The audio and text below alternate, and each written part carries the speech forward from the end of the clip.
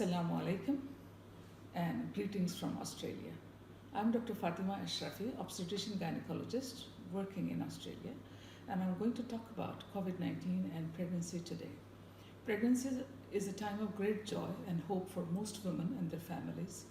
With COVID 19, it is natural that women will have anxiety about their own health and unborn baby. COVID 19 is topical, there is an overload of information, so I thought I will streamline some basic information about COVID 19 and pregnancy. As you all know, COVID 19 is caused by SARS CoV 2 and it was declared a pandemic by World Health Organization on the 11th of March 2020. So, COVID 2 or coronavirus is usually a veterinary pathogen, i.e., it affects animals, cats, dogs, birds, bats, pigs, cows, etc., and cause enteric disease in animals, usually diarrhea. Coronaviruses have been with us for quite some time. They are the usual cause of common colds, the usual runny nose that we all get time to time. In 21st century, 3 coronaviruses have crossed the species barrier to cause deadly pneumonia in humans. Those of you who remember, in 2002, we had the SARS-CoV-1, and then in 2012, we had the Middle Eastern respiratory virus, which is also a COVID virus. And now we have SARS-CoV-2, which started in 2019, continuing into 2020, and we are hoping that it will be better or would have disappeared by 2021. So data from the previous 2 coronavirus infections showed that pregnant women had increased miscarriage, increased preterm birth almost up to 35%. The babies grew small, and there was also fetal and neonatal death. The pregnant women required more ICU admissions, but the reassuring and the good thing is that there was no vertical transmission, i.e., transmission to the newborn. But the case fatality rate in SARS-CoV-1 and MARS was quite high. In SARS-CoV-1, it was about 10%, and in MARS, it was 35%. With SARS-CoV-2, the case fatality rate is much lower, 1.3 to 3%. Even then, many more people have died because it spreads easily and more people are infected globally.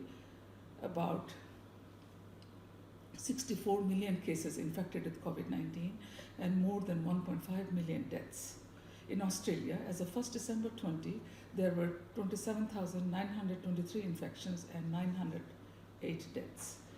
Now, I won't go into the pathology much, but I just wanted to say a few things, that the COVID virus enters the human cells by ACE2 and TMPRSS2.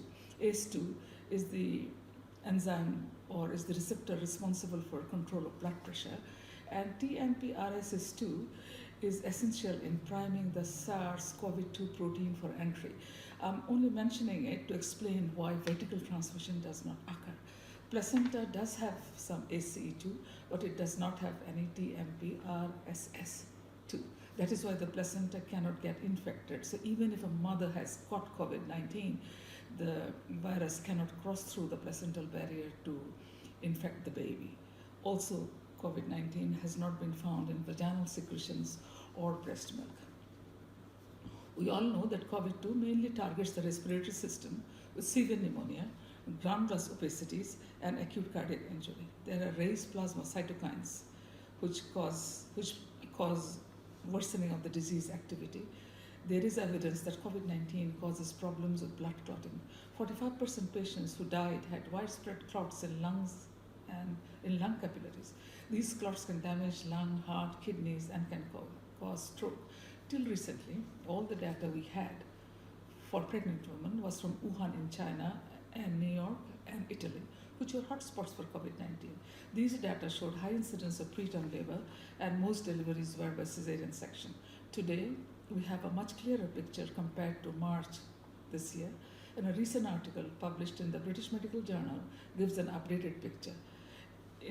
In this article, we have a review of 77 studies investigating the effects of COVID-19 on pregnant women, and 13,118 pregnant women and 83,486 women of reproductive age with confirmed COVID-19 were in this study. So obviously, you can very much rely on the outcomes obtained from this study.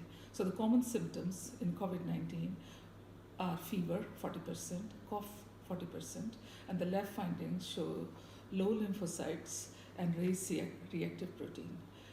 In these studies, 73 women died, and of them, 13% were diagnosed with severe COVID-19. So 13%. Of this, 4% were admitted to ICU, 3% required invasive ventilation, that is endotracheal tube and everything, and 0.4% required extracorporeal membrane oxygenation. And these studies showed that pregnant women are more likely to be admitted to ICU and require invasive ventilation. The maternal risk factors for severe COVID-19 were increasing age, high BMI, hypertension, and pre-existing diabetes. Incidence of any preterm birth, preterm means being born earlier than 37 weeks, was 17%. 6% was spontaneous, and the rest of it was iatrogenic, i.e. the doctors had to deliver early because the mothers were very sick. And the infants born to these women were more likely to be admitted to the neonatal unit. So in summary, pregnant women are a high-risk group.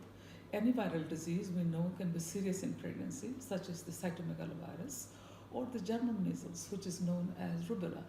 In non-pregnant adults, it is a very minor infection, but it can have serious consequences in pregnancy, like deafness, small head, etc. So respiratory viruses can actually infect pregnant women quite seriously, because as part of pregnancy, the lungs don't work so well, there is increased oxygen consumption, increased cardiac output, and of course decreased immunity. However, we are lucky that the studies have shown that COVID-19 does not, pregnant women are at high risk, but it does not infect so badly. So according to the guidelines from our College of Obs and Gynae in Melbourne, the Royal Australia and New Zealand College of Obs and Gynae, and the British College, and our own Queensland guidelines. I'm from Brisbane in the state of Queensland, and we have got very robust guidelines. So I'm going to summarize the guidelines, how we are supposed to take care of pregnant women in pregnancy. So antenatal care in first trimester, as I said already, there is no increased risk of miscarriage, no increased risk of any birth defects. However, we have to know that high temperature in the first 3 weeks of pregnancy from any cause, like COVID-19 or flu or even sauna or hot water bath, can cause neural tube defects, that is defects of the brain and the spinal cord. For low-risk women, we have to follow the usual protocols of first trimester screening, that is a dating scan, and then at 12 weeks we either do a nuchal translucency scan or the NIPT test, where we test the maternal blood for any fetal anomaly. Then we do a big morphology scan at 18 to 20 weeks and a scan at 34 to 36 weeks to confirm presentation and amniotic fluid. The main emphasis is to reduce the face-to-face visits up to 3 to 4 visits, and most bookings are done by phone. It's important that pregnant ladies get the vaccination, the flu and the whooping cough vaccination. We also screen for diabetes mellitus. The risk incidence of gestational diabetes mellitus is about 7%, and it's usually done by a 2-hour oral glucose tolerance test. Our Queensland guidelines suggest that to reduce the time the woman spent in the lab, we can do a hemoglobin A1C with the antenatal bloods, and a hemoglobin A1C of 5.9% is diagnostic of GDM. And then at 24 to 28 weeks, we can do a fasting blood sugar. If less than 4.7, not diabetic, and if more than 5.1, it is diabetic. Okay, and every time you talk or see the patient, inquire about the mental health. Usually in pregnancy, perinatal mental health risk is 1 in 5, and the risk is increased in COVID-19. So inquiries should be made about mental health at every visit. Most hospitals here in Australia have a maternity mental health team, and then there are good resources, for example, PANDA, which stands for Perinatal Anxiety and Depression Australia. So what do we do in labor and delivery? The low-risk women, every woman who comes in for delivery, we screen them for symptoms like cough, fever, and international travel on a cruise ship, all that sort of stuff. And if all is good, then of course it's fine, but we still maintain the precautions of physical distancing, hand washing, and usually one support person is allowed. For pain relief, patient can mobilize, can have hot shower, can have morphine, can have Antonox or the nitrous oxide gas with filter.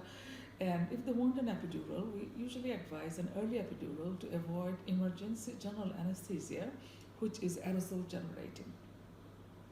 Some patients like to have hot showers and water immersion or even a water birth, which is all right if the local outbreak or there is no local outbreak. But if there is a high risk of community transmission like we had recently in Melbourne, then it is best to suspend water immersion or water bath. In the second stage, when the patient is delivering the baby, obviously there is high risk of exposure in the pushing phase because there is expulsive exhalation, there can be fecal contamination and droplet exposure to doctors and midwives. So the advice is to restrict medical personnel to the minimum people needed for delivery, and the person doing the delivery should wear a full personalized protective equipment, a fluid repellent mask and eye protection. The third stage is after the delivery of the baby. So we take the usual precautions, active management for delivery of the placenta, and usually these days we do delayed cord clamping, i.e. clamp the cord after 20 to 30 seconds for the baby to get some extra blood, and skin to skin contact, and we definitely encourage breastfeeding. So what do we do if the patient has got severe symptoms, like the patient has got COVID-19 or are very sick? We usually request them to inform us before coming in, and so that the team is ready. There is multidisciplinary assessment, the obstetric specialist, the anesthesia, the ICU doctors, the infectious disease specialist. And depending on the hospital, the location of care can be in ICU, in a COVID-19 isolation ward, or maternity ward. In Australia, across all hospitals, in the metropolis as well as in the smaller regional hospitals, there is an isolation room to take care of this COVID-19 patients. COVID-19 patient, to be positive for COVID-19 is not an indication to be transferred to metropolitan hospitals. In Australia, you know that the transfer system is so well organized that with any slight problem, the patients from remote and regional hospitals are transferred to the big hospitals in the city centers. But COVID-19, mild COVID-19 itself is not an indication. So this patient who has got severe symptoms has come in, so we observe them closely, hourly observations. Young fit women usually compensate quite well, but then decompensate very quickly. How do you know they're decompensating? The oxygen requirement increase to more than 4 liters of oxygen to maintain saturation at 94%. Respiratory rate goes high, more than 30 per minute. The urine output falls, the patient can be drowsy. And in such cases, we must give them oxygen supplementation to keep the oxygen saturation up to date. And dexamethasone can be given, 6 milligram daily IV or orally for up to 10 days in people who are needing oxygen. Chest imaging is very important and it should not be delayed for pregnancy. The safe limit for radiation exposure in pregnancy is 5 rads, and CT chest only gives 4.5 rad exposure. Timing of birth. Infection with COVID-19 is not an absolute indication to deliver. It depends on maternal and fetal well-being. However, as we know that very sick mother doesn't have time to go through labor, and delivering the baby will make treatment easier, and that's the reason for most of the preterm deliveries, the iatrogenic pre-deliveries, and very sick mother will not cope with labor and will need delivery by cesarean section. So postpartum, so far the largest experiences are from China and New York. Especially in China, the women had exclusively cesarean section births and were separated from their babies for 14 days and not breastfed or roomed in. However, the Royal Australia and New Zealand College of Obs and Gynae, the British College and World Health Organization suggest that rooming in is possible for these mothers if strict precautions like mask wearing and hand washing are observed. No virus has been found in breast milk, but obviously a baby born to a corona positive mother is considered close contact of mother and requires 14 days of quarantine. So I would like you to remember some important points, that even during COVID-19 era, all fever is not due to COVID-19. It could be due to other reasons, or it could be due to infection. Very recently, I had a baby. I had a mother with fever delivering at 30 weeks preterm labor, and that was actually because of ruptured membrane and infection or chorioamnionitis. Not all hypoxia is due to COVID pneumonia. It can be due to pulmonary embolism or other viral infections. But when a person has got COVID-19, of course, the lungs are affected, so we should maintain the fluid balance so that there is not extra fluid in the lungs, and give Clexane or anticoagulant unless immediate delivery is possible. If very early preterm, i.e. less than 30 weeks, then it is good to give magnesium sulfate to protect the brain, and it has to be given in a slower infusion. And as I already mentioned before, dexamethasone or steroid is good. It does reduce the 28-day mortality by 36% in ventilated patients. So these days we do use dexamethasone. The other thing to remember is the anticoagulant. Pregnancy is a state of increased risk of venous thromboembolism or clotting, and then then patients with COVID-19 have that extra risk because of activation of coagulation system through various inflammatory mechanisms. Then also the patient are probably spending time at home or from admission. During pregnancy, women are 5 times more likely to develop DVT, 65 per 10,000 from the normal risk of 2 to 5 per 10,000. And that's because of the hypercoagulable state of pregnancy, which evolved to protect women from excessive bleeding during miscarriage and childbirth. So pregnant women with COVID-19 definitely need anticoagulant, usually Clexane, but only thing we have to remember that antenatal Clexane may cause problems with delivery because you don't want a spinal hematoma for spinal anesthesia. So probably they should get heparin, or if you give Clexane, we should stop at least 6 to 12 hours before anticipated delivery. They definitely need Clexane postnatally. Here in Australia, we don't test every woman who comes to birth suite. We screen them for symptoms, and if only symptoms are positive, we test them for COVID-19. So far, no COVID-19 patient has delivered in Brisbane and north of Queensland or rest of Australia because of the strict measures imposed by our government. In Gold Coast, they have delivered a few patients, 3 I think, and 1 COVID positive patient was delivered by cesarean section in the early days and baby separated for 14 days, but the second patient went to his vaginal birth and the mother breastfed with the precautions. After the second wave of COVID-19 in Victoria state, we are awaiting data. So again, as I re-emphasized early, transmission from mother to the baby, which is called vertical transmission, data from China, Italy, and New York have suggested no vertical transmission. That's because of that enzyme which I told you, which is not present in the placenta, and there is no COVID-19 X found in vaginal secretion. So in summary, management, do not panic. In the early days, of course, there was a lot of panic and fear. There is always fear of the unseen and unknown. In mild cases, patient can recover at home. In moderate to severe disease, admit, consider a second infection like the flu or could be bacterial. And as so far we haven't got any proven treatment as yet, but hydroxychloroquine and azithromycin is promising and is usually given. Then remdesivir, which is antiviral, is usually given. And in severe cases, you can give immunomodulation to suppress inflammation, such as steroids, anticytokines, or even convalescent plasma, that is plasma from people who already had COVID-19. In Bangladesh particularly, has shown some promising results with triple therapy using ivermectin, doxycycline, and zinc, but they are not safe to be used in pregnancy. Then the serious COVID-19 patients, if the patient is not improving, obviously we have to deliver them to improve the lung condition of the mother, and the mode of birth is usually cesarean section. So to talk about Bangladesh, Bangladesh is a country of 170 million people, annual birth rate of 3.1 million. Only 47% of births occur in a health facility. Since 2000, Bangladesh has accomplished a 50% decrease in maternal mortality, which is wonderful. But with COVID-19, the resources are really stretched. UNICEF predicted that in Bangladesh, an estimated 2.4 million babies will be born under the shadow of COVID-19, which puts enormous pressure on the health system. UNICEF is working with government of Bangladesh to save lives by ensuring that pregnant mothers and newborn babies receive the required care. The NGOs or non-government organizations are also helping, and I must mention one such organization, which is Hope Foundation for Women and Children of Bangladesh, mainly working in the Cox's Bazar district in Bangladesh. The founder of Hope Foundation is a doctor called Dr. Iftikhar Mahmood, who is based in Florida, USA.